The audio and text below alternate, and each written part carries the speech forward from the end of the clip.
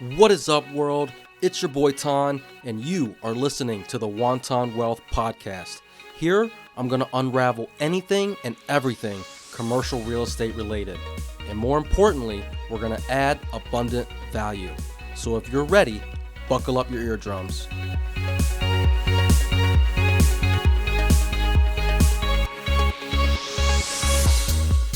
Welcome back, listeners. Today I have a badass guest for you guys, Caleb Christopher, who is an expert on creative finance. We just spoke a little bit prior to, and a lot of us in the commercial world have not done a lot of creative things. You know, we throw a lot of deals by the wayside because they don't work or they don't pencil out.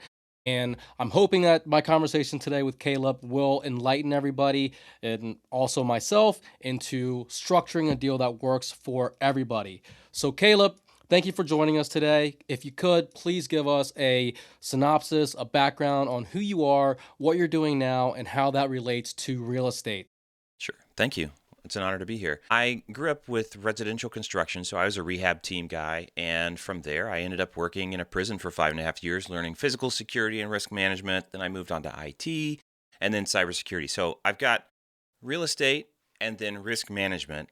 And now I've started a couple of companies in real estate. I own a consulting firm that helps do creative deals, mostly residential. I own a title company in Colorado and a company that specifically fixes the due on sale clause on some of those residential transactions. So I'm doubling down there, and a capital companies in the near future for me as well. Very, very cool. Okay, so that's pretty much like a 180 going from a corrections facility to cybersecurity and then now owning some real estate companies, right?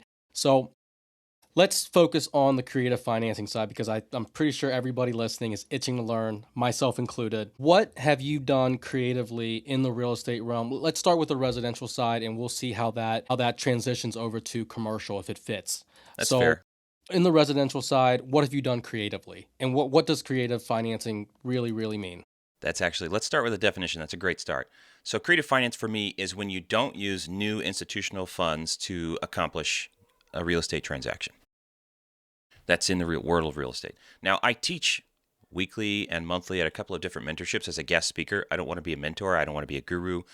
I love doing the stuff. I'm an operator. I'm a thinker. I'm the guy who, in the mentorships, was like, yeah, but why are we doing it this way? And they knew the what, but they never knew the why. And I'm like, I got to figure out the why. I can't not do that. So I'm on a mission to make real estate creative real estate safe, legal, and ethical. Hence, I built the companies that weren't there for me when I started. So as I do this, and my concern before the show was, I'm mostly focused on residential, so I want to make sure we're aligned here. But it became pretty quickly apparent that creative strategies do apply to commercial deals and that this would be valuable content for your audience here. So the creative deals I've done well, how do I put this? I structure multiple deals a week for other people because I own a consulting firm. And I've got 4 properties myself right now. I sold one off recently. I've got a 0% seller finance in Georgia. The way we structured that, I told the lady, my favorite thing about creative finance, by the way, is a lot of times I can actually help somebody else by bringing a creative solution. Like you said in the intro, sometimes things just don't pencil out and the deal falls apart. Well, what if the deal didn't have to fall apart? If you offer the terms like, here's what would make it a deal for me, can that work for you? That's the beginning of all the conversations where I'm like, hey, seller, nobody's buying your property. I'm not going to buy it at that price either. But what's the deal? Why is it that high? She says, well, I've got too much money into it. I can't sell it for any less. Gotcha. You're priced at the top end of the market. I'm not convinced it's actually worth that much. How about this? And so I told her maximum $30,000 at close, period, end of story, take closing costs out of it. Right? I'm not bringing a dime more. So whatever. And then I'll pay you $500 a month until I put a tenant in there because I think it needs a little bit more work. And 0% finance. And so she got her price. I got my terms. I have a house that now, it's a break-even property, but it's all principal pay down. So I'm building equity pretty quick. That's a creative deal. You can do anything like that. That's just one of several. I took over a mortgage where the sellers paid me $200 a month to take over their house in Colorado. They did that for a year and a half. So it sounds like when you're in communication with the seller, you are asking questions. You're asking questions to figure out what they are realistically wanting. And in this scenario, the seller really wanted their price. But there are different levers that you can pull in order to get a deal made, like you mentioned, right? I'll pay you X amount of dollars every month, and that was $30,000 that you paid at closing. Is that correct? Yeah. Got it. Yep. So it's just a matter of figuring out all the different variables within the deal in order to make it work. That's right. So if we go into, so in commercial, and I deal with typically non-residential, you're looking at strip malls, you're looking at warehouses, flex space, office space, executive offices, etc., right? I can see this working very well with mom and pop operators, mom and pop owners versus like an institutional or a more savvy, sophisticated owner, landlord, seller, etc. Do you agree or no? Okay, you can get more creative terms and more favorable terms from mom and pops because they just need the thing to happen. They need the deal to happen typically. With the more sophisticated investors, they understand seller finance at least, if not other strategies. They just won't give you as good of terms. See. What I find is typically when the dollar amount's really high, it's harder to move large amounts of new money in some cases when the deal doesn't. I mean, it's the deal, right? The deal doesn't justify moving that much money or going through all the effort to acquire that much funds to get this deal done. So, how about we use the funds that are already deployed into the deal? I'll bring some fresh cash to you. And then, so when it's the mom and pop, it goes back to my Georgia deal, just like the house. I'm only going to pay you $500 a month until I put a tenant in there. After that, I'll bump the payment up to here. Well, if you're looking at a strip mall, hey, this needs revitalization. So help me help you. I'll take the property, I'll transform it, I'll put tenants in, I'll get this all figured out, but I want my payments here until I get it tenanted. It'll never go back down to level one, right? But I need you to help me get started so I can help you by getting the deal. Gotcha. So I want to transition over to like the different tools that are available in creative finance. A lot of the listeners, I'm sure they know what the seller financing is, where the owner carries a note. But then there are other tools like a sub two, which is like an assumable note. We've done assumable notes before. And then there's also wraps. Could you first let the audience know what subject to is and what wraps are, and then elaborate on the additional available tools that are out there to get creative on structuring deals? Yeah, and before I forget, because I will forget this, wraps are just a bad idea with commercial deals. Commercial financing, don't do that, okay? And we can ask why in a minute. So sub 2 definition is I'm going to buy your property and I'm going to take over your payments. You give me the deed, I make your payments. Your loan stays in place, your credit is still tied to that. If I don't make payments, it goes on your credit. A foreclosure can go against you as well. And there's also something called a due on sale clause, which is in even residential, but also commercial. Now, there are remedies on the residential side. There are generally not remedies. If you get caught, they can accelerate the loan, and there's nothing you can do about it unless you're very convincing and they say, yeah, sure, go ahead. So also assumption versus sub 2, they're not the same. You could call sub 2 an informal assumption. Basically, I'm not asking permission. I'll ask for forgiveness if they find out. You have a duty, on the front end of a transaction, when you're getting financing, you have a duty to provide the information they request or that you understand that they would reasonably want. So that's how you avoid fraud on the front end. After that, you don't have a duty to inform them. You can breach the contract because the contract says, if you breach, this is what we can do. It becomes a civil matter, not a legal matter. And so that's the nature of sub 2 is we're working in, I don't even think it's very gray. You can breach a contract. It's on the other party to either notice and or care and do something about it. And so that's the whole world I live in with creative finance real estate is I'm helping homeowners breach their mortgages because it's what's convenient for them. They can't afford to make the payments anymore, et cetera, et cetera, et cetera. So there's an investor willing to bring the cash to reinstate a mortgage that's overdue or something like that, because it also saves the seller's credit and maybe give the seller some cash and keep that loan in good standing because the investor is buying that 3% interest rate or that 5% interest rate. So I got 2 out of 3 there. You can only ask me 2 questions at a time. So wraps, you said, were a bad idea. Yeah, because of the due on sale clause and there's no recovery on a commercial deal, don't wrap. It would be better to, typically people will get a commercial deal, they'll take a loan in their entity name. Okay, well, how about you sell me the interest in your entity rather than the title to the property? That's more disguised. It's not a public record transfer in general. And so you're doing the same thing as in a sub 2, but there's also additional new risks when you take over a company. If you bought my company, you bought all the actions I've performed in the past as well, right? That's a stock sale as opposed to an asset sale. So if you're taking over the ownership of the same company and the company never changes, Caleb LLC still owns 123 Main Street in the public record. That never changed. But the member has become you. That's a stock sale. If I have done something that causes liability to come on the company and it shows up a year later and you bought it halfway between then and now, you're the one carrying that risk. That's the difficulty of the stock sale. But so you are touching on another tool that we can use in creative financing, which is essentially stock shares, sharing some interest within an LLC that owns the property, right? Some or all, yeah, you can just buy out my interest, some or all of it. And that's a way of seller financing or even cash buying a property without changing title, which reduces transfer taxes. Like there's a lot of side benefits to that as well.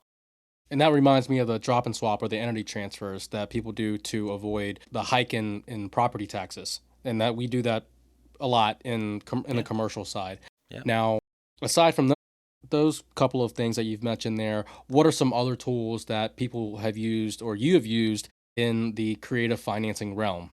I did a contract for deed on a property, and a contract for deed is a contract for the deed, right? It's basically, here's seller finance. I'll give you full control of the property, but I'm not giving you the deed until you finish paying this whole thing off. We did that on a mobile home park, or a tiny home park with some other real estate attached. So I generally work in real estate, but it was operating as a business because it was a tiny home rental park. It had an SBA loan. It had personal guarantees on the part of the seller. That loan was not canceled or released because it had some pretty favorable terms that you couldn't get anymore. And so the seller wanted to sell at this price. We're like, it doesn't produce the income for that, but the overall value of the properties is there. So we could pay that price if we got to take over your loan terms, because they had like COVID relief interest rate or something crazy. Like literally, it's not a deal if I have to bring new financing because I can't get rates that would make it appealing.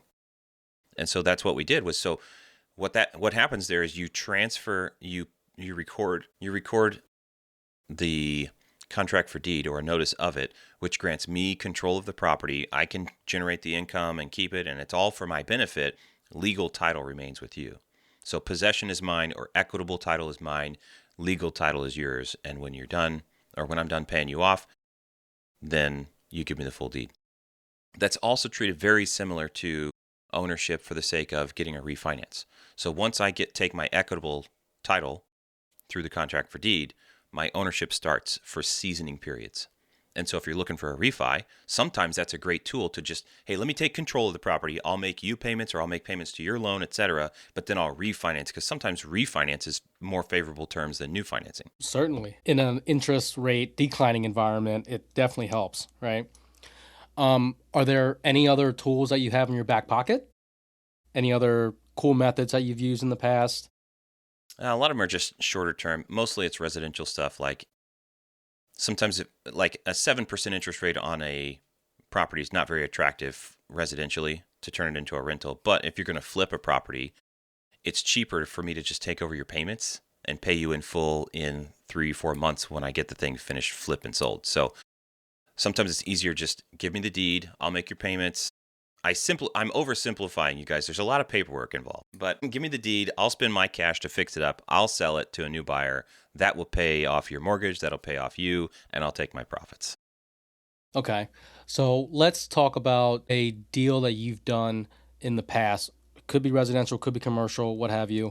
But that was probably the most difficult deal that you've done, and you've navigated all the intricacies of it in order to get the deal done. Anytime partners are involved, every single one of them is the most difficult deal I've ever done. Can you give us an example? I mostly work on other people's deals as a consultant, and the most convoluted one was where I don't like hiring friends. I don't like partnering with people. One person was a realtor, one person was a construction guy, one is like a city permits guy, other was a capital partner. the capital partner ended up knowing more about getting permits done than the permits guy. So people aren't fulfilling their roles. They're partnering into a deal, not actually necessarily being experts. The thing is, when you partner with somebody, and especially because they're co-equity owners or JV partners, or they're in the same LLC, whatever arrangement you've made, you can't fire a partner. Let me simplify. If I was going to get a property with one other partner, I would rather hire a property manager, even if my guy owns a property management business. The relationship is typically worth more than saving some dollars. And besides, why wouldn't I pay him full rate? Why do I have to take a discount from my friend? If he owns a business, let me pay him. So I would just rather not. I'd rather hire somebody that I can fire than to partner with somebody I can't, even if that's in their wheelhouse. Unless it's something simple like, hey, they're an agent and they'll take a 1% fee instead of a 3%, but we're not expecting any special duties of them. We're just leveraging their license or their access. That's fine. But when it's like ongoing duties, not a fan.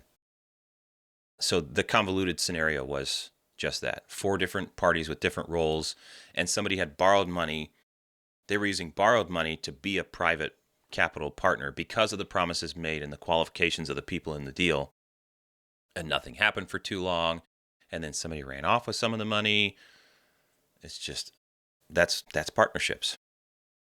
Definitely. You got to choose the right partners, and you got to have an alignment of interest from the get-go. And I know things change down the road, but the better you are protected from the get-go, the better you're going to end up being, right?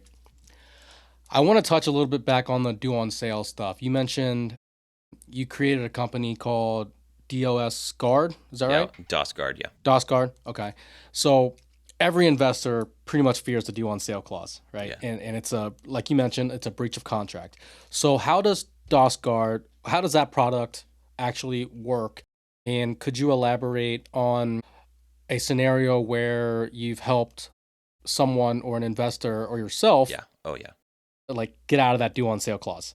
So you can think of it insurance, but I will never call it insurance. Conceptually, you're paying some money to reduce risk. If that's what insurance is, then great. I don't want to come under regulation. Technically, it is risk reduction and a prepaid remediation fee with a money back guarantee. So I can't prevent due on sale from happening. I've seen and touched a lot of things, right? I run 30 to 50 creative finance deals every month. We've done thousands at this point. We've had due on sale called. We've helped plenty of people resolve that. We're going up on 36 times now that we've fixed due on sale. Fingers crossed we haven't failed yet on these residential loans. I've turned somebody down for commercial due on sale remediation. I gave them some advice and said, if this doesn't work, there's nothing else I can do. So that's how you preserve your record, folks. Preserve your win record. But the DOS Guard policy is like, if at closing, if you want this protection, it's some risk reduction. So we'll do some training, some extra training with the seller whose credit's on the line. And if they call the bank, they can trigger the due on sale clause by saying the wrong thing. So we coach them into what to say and how to not say anything and just have the bank call you. And if the due on sale clause does get called and the loan gets accelerated, we will fix it. That can take one of 10 or 15 different paths, right? It depends on, was this a transaction that you bought as your primary residence? Did you buy it as a rental? Did somebody acquire it and then assign it to you? And now you've done a wraparound mortgage, sold it to somebody else. So the title transferred twice. And now there's 3 or 4 interested parties that we have to deal with. Do you have a long-term plan with this? What's your short-term plan with it? What state is it in? What type of loan is it? All these things factor into what's the best path given your situation to resolve due on sale. So I want to transition over to the entrepreneurship side of it, the business side of all your businesses, operations, scaling, etc. You mentioned 3 businesses. You got a title company, you got the DOS Guard, the due on sale guard, and you're also a consultant. So did all of these 3 companies start at the same time? Did they kind of one after the other, or what was the origins of these 3 businesses? The first one was it's called Creative TC, and that's Creative Transaction Consulting. And that was after I did my first couple of sub 2 deals, and I thought there were going to be experts at title companies helping us make sure this was right. No, they just closed the deal. You can just go do stuff, put it on paper, and they'll close it. What? So I'm like, there's too much room for people to do each other dirty, whether they know it or not, like intentionally or unintentionally. The title companies aren't being a guide. So I was the guy who needed to know the why behind the what. And so I built what wasn't there for me. That was company number one. Scaled that to, it's difficult to scale, by the way, because I have to hire really smart people and train them this much information so that they can do this deal and this deal and this deal. And they're all different information requirements on the spectrum of what they have to know. So I have fantastic people, but it's hard to grow that. And that's a little over 3.5 years old now. The DOS Guard was kind of a bolt on. People kept asking for due on sale insurance, and I'm like, let me fix a couple and I'll figure out if I can productize it for you. So it's kind of a bolt on. Same people work both companies, but they're different risk models. So different LLCs. And then the title company's been on my dream list for 2 years out of the 3.5, probably longer than that. I just needed to get the other one mature enough and hand it off to internal management before I could dedicate my time full time to the title company, which is where I'm at right now. On the horizon, not a title company, but a capital company and a training company. So I'll have 4 or 5 by the time I'm done. Maybe I'll never finish. A capital company meaning raising capital. Is that correct? Although I Lending. could add a capital raising arm that helps people raise capital for their deals. And what was Because I did the just raise $320,000 for my title company fantastic? equity. So a capital company, and then you mentioned what was the last company, Training company.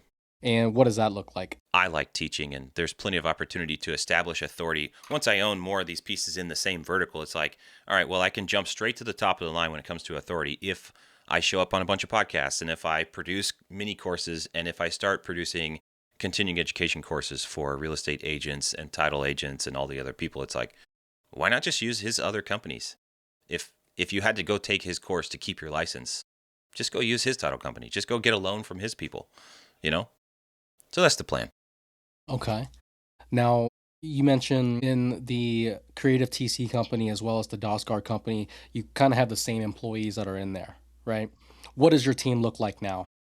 14 people, 4 in the US, the rest are in South Africa, so 10. Wow. Okay. How did you decide South Africa to be the place to remotely outsource the work? A little bit of overlapping circumstances at one time. Somebody had just come back from travel, mentioned they found some really great people there, good hard workers. And then I had just finished a flip where my now best friend was working for me and he was South African. I was like, oh yeah, he's got a hustle culture. He talked about the other people and I'm like, they speak clean English. I don't have to worry about a Philippine accent. It's not night shift. I personally have a problem when my people have to be assertive and active chasing stuff down, and that's not what I got when I hired VAs from the Philippines. It's also night shift, so it's a different personality that works night shift than works daytime. It just is. I've worked both shifts myself when I worked at the prison. So I wanted day shifters. I wanted minimal accent I also worked at a British soccer company, and part of their business model, the soft sell was, hey, we bring in British athletes during the US summer and the moms and dads melt for the accent. Period. End of story. We get a third of our sales because the accent sells it. They love it.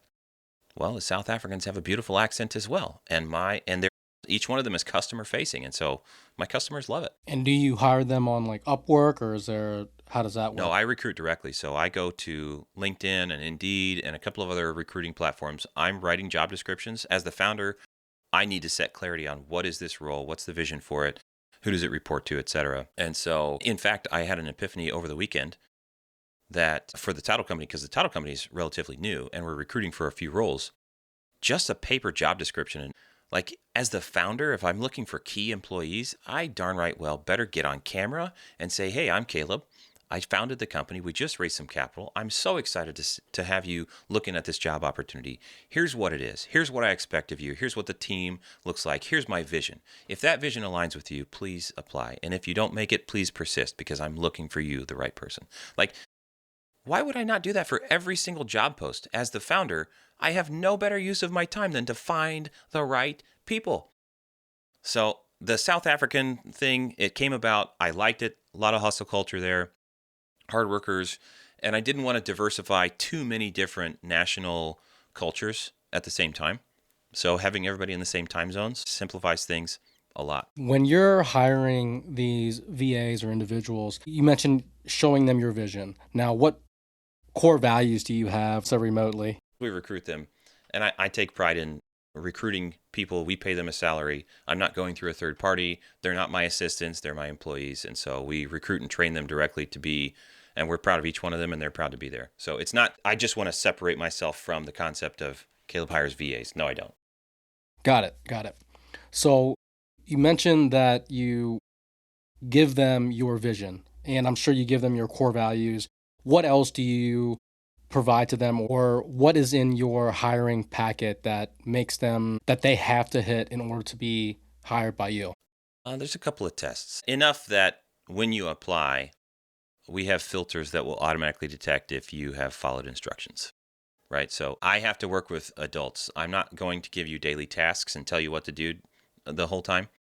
I'm going to give you outcomes and set you to work. I need to find the right person, hire them, and then get out of their way. Set the vision, let them do the work, and check in and realign, and just continuously realign and give them feedback on, was this good or bad? This is what I would tweak about that. I had somebody run a whole ad campaign that went to a dead page. Okay, well, lesson learned. I said, hey, I found this problem. Wonder why we had nobody show up to this webinar. Well, we spent a whole bunch of ad money on it, and it pointed to a dead link. And I'm like, well, this is one of the core values, attention to detail. Lesson learned. We'll get over it.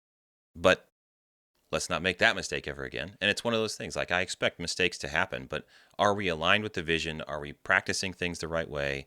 Are we learning lessons as we go? So I want to hire adults, not children. And that comes, so how do you end up, it sounds like you have like KPIs for each and every one of your employees. So how do you No, I'm not decide? that mature. No, not that So mature? the benefit of hiring great people is you don't have to have great systems. If you're hiring not great people, you have to have a lot of accountability systems to measure work inputs. I'm more measuring outputs than I am measuring inputs. I think a lot of KPIs measure inputs. They measure the results, but it's like, how many calls did you make today? That's more like input measuring. Because we're mostly a consulting firm at company number one, it's really hard to quantify activity toward goals. We measure the finished product, and then we look back at it as a project and say, what contributed to the success or failure of this, and let's learn for next time. And that's why I can't hire task-based workers. I hire outcome-based workers. Have you ever had to fire anybody? Tons. Yeah, let me see if I can find out my sheet, but we also do a couple of different personality tests on the front end so that we can see which personalities and profiles, etc., stay with us, which do we love, which don't like us as much, which ones love us, which ones are terminated involuntarily, which ones are still employed, which ones leave voluntary versus involuntary.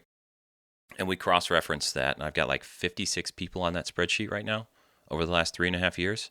So it's, with that much data, it's not a ton, but for a small business, that's a good amount.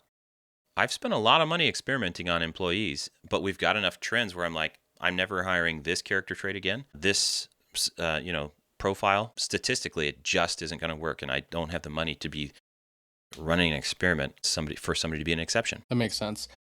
Could you give the audience an example of an outcome-based hire or an outcome-based task?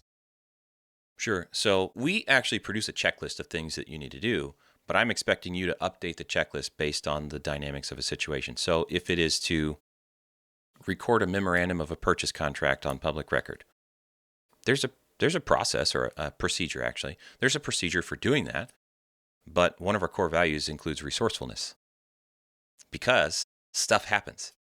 If you're asking me, hey, this didn't get recorded, I don't understand why. Not the right mindset. If you're coming to me and say, hey, this didn't get recorded, it got rejected, I called the county recorder's office and asked them, and they said we need A, B, and C. But then I researched it, and I don't think we do need that. This is my recommended course of action. Yay or nay? That's the person I'm looking for. That's the difference between a task-oriented person and an outcomes-oriented person. The end result is this must be recorded on the public record. I ran into a problem. Okay, go figure it out and come back with a solution. If it's something where it's like, which solution is best, or, hey, this might actually pose a risk to the company, but I think this will work, that's an escalation conversation. Love that. In your business right now, I know you don't do much systems, right? Because you have great people. But is there a system that you have right now that is instrumental to the business or Yeah, all three businesses? our core one at the consulting firm is Bitrix 24. It's like any other CRM in general because we have pipelines, right? A pipeline with stages.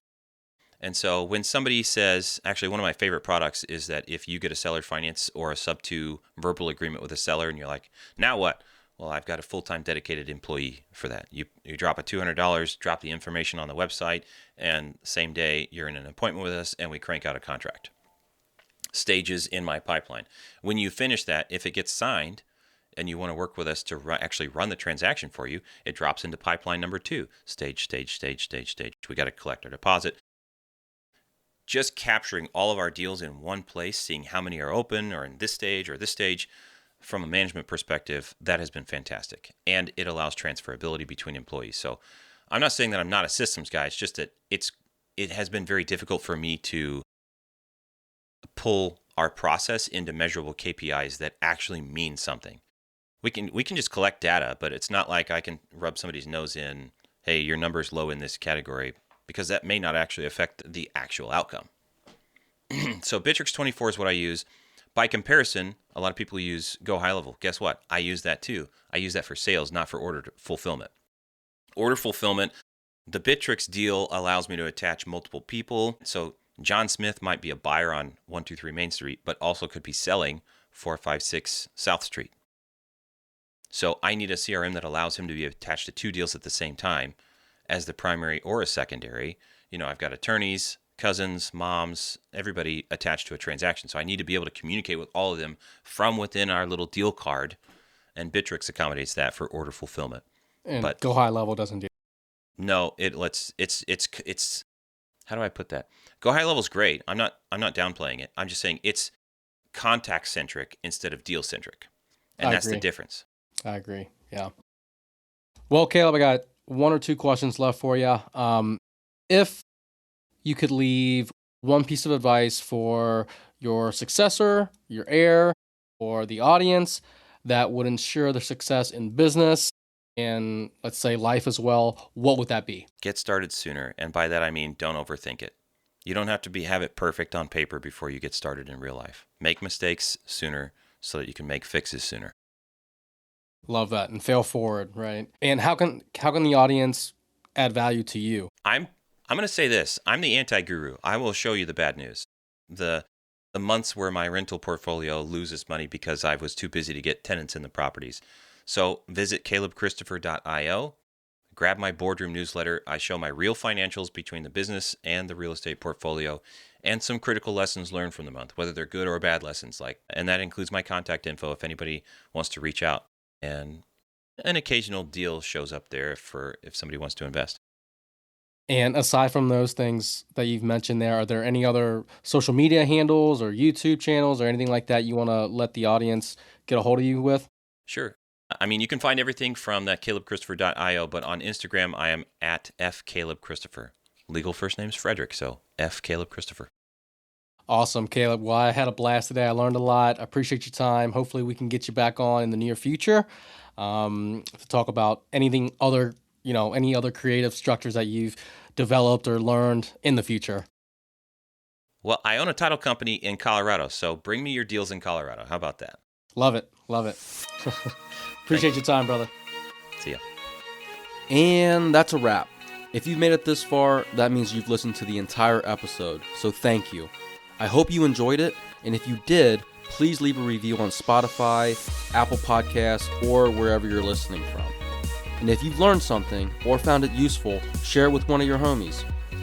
And if you want to get in touch with me, I'm pretty active on IG. My handle is pro_TANH. Reach out, let me know what you liked, what you didn't like, or what you want to hear about in the future. I'm here to tailor this to you. Until next time.